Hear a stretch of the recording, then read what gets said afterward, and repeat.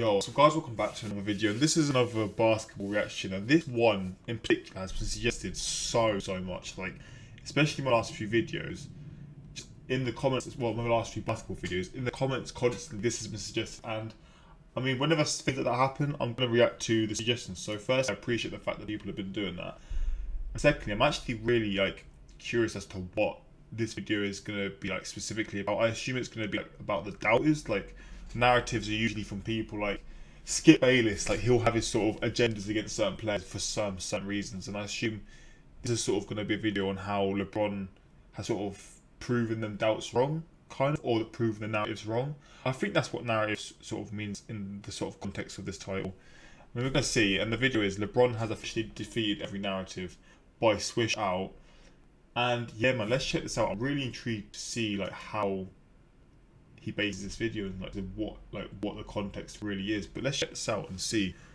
what he has for us, man. LeBron, this was to me, Colin, an example of LeBron basically saying, you know what, the Warriors have beat me into submission. I can't win. I'm going to pick the best place I want to live, start my post-basketball career, I guess, in his businesses in LA. This is not a basketball move to try to win a championship. He thought that, bro. Come on, man. You know for sure, for damn sure, someone like LeBron, he cares about the legacy, man. He wants to win. That's what he wants. I don't see him as this sort of like guy who, maybe he does, but I don't see him as this guy who's sort of going to LA to sort of get an acting career or sort of boost his business. Probably a side thing he is, but I see him as someone who just wants to win. Like, I feel like he looks at like MJ in terms of how many sort of championships he has, and he's like, I want to catch up. I want to catch up to you. I don't see him seeing that, so I don't know how he's had that sort of opinion. That's kind of mad. All right, man.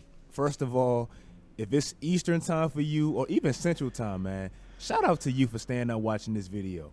I was a little reluctant to make it because sometimes as a fan, you want to just Game 5. I remember seeing this. He went off. Enjoy the video as a fan without actually covering the game and all that stuff. But a lot of people were in my DM like, bro, make a video. We just, we want to hear your opinions real quick and all that stuff. So why not? Now, LeBron just made his 10th NBA Finals, bro. His 10th NBA Finals. Bro, I just tweeted.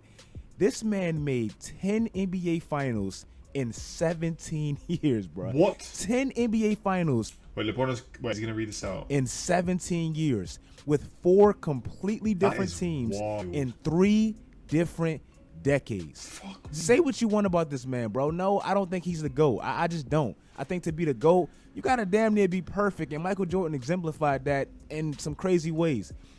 But he's definitely second to me, man, and you can't diminish this man's career. Now, that's not what this video was really about, but I just got to I got to make that clear. Now, what would winning a 4th championship actually do for LeBron's career? Now, I'm not saying he's going to win. I'm not saying that he's, is guaranteed and all that stuff. I do think he's going to win, but Miami, who I think is going to get there, that's a real team. Like, you're not going to just bully Miami. That's not going to happen. But what will winning a 4th championship do for LeBron? This year, if LeBron wins this NBA championship, which I'm predicting he will, this man has defeated every narrative about his career. Every single narrative.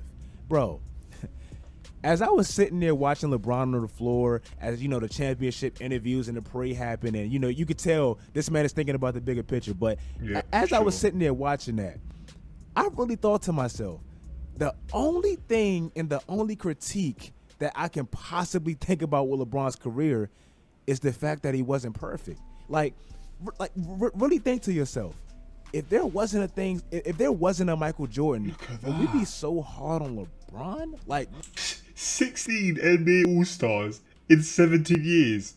Are you actually mad? Are you fucking crazy?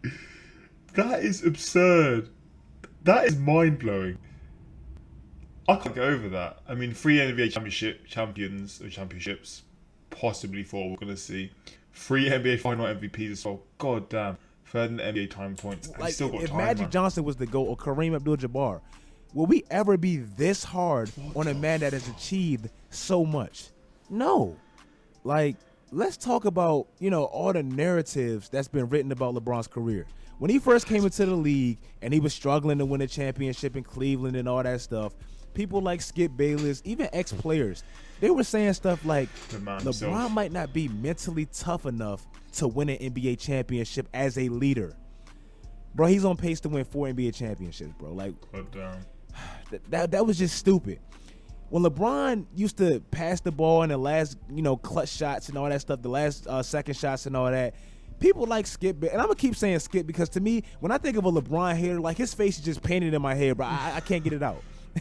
When people used to say LeBron wasn't clutch, LeBron has better clutch numbers than Michael Jordan and Kobe Bryant. 2 people that we swear is clutch, and they are, but come on. Jesus. LeBron was once told that he could not win a championship, or the only reason he dominated was because he was in the Eastern Conference.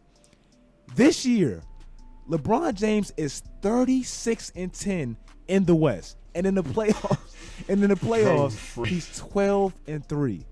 Better record than Golden State last year. Like, wow. All the narratives, all the stuff, bro, is dead.